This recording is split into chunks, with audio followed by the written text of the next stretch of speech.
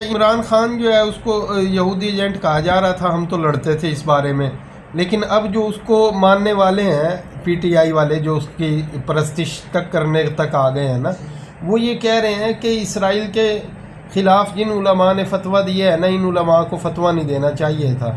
اب ان کو اتنی پریشانی ہو رہی ہے، یعنی حکومت کو چاہیے تھا، ایسا ہمیں یہ توقع تھی کہ شاید حکومت جو ہے وہ یہ کہے گی کہ ان علماء نے یہ اچھا نہیں کیا فتویٰ دے کے،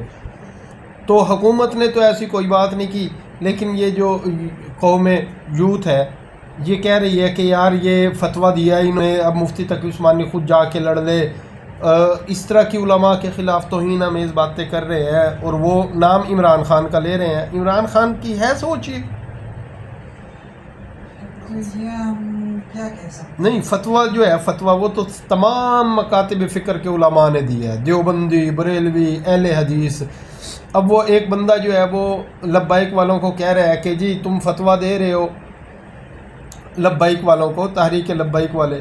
ان کو کہہ رہا ہے کہ تم فتویٰ دے رہے ہو تو تم فلاں وقت میں کہاں تھے، فلاں وقت میں کہاں تھے، اسی طرح جو ہے وہ دیگر باتیں کر رہے ہیں۔ لیکن یہ عمران خان کی کیا ساری جو یہ نسل جو اس کو پسند کرتی ہے، وہ اس کا ذہن یہی ہے کہ اسرائیل کے خلاف فتویٰ نہ دیا جائے؟ نہیں، یہ ہمارا کیوں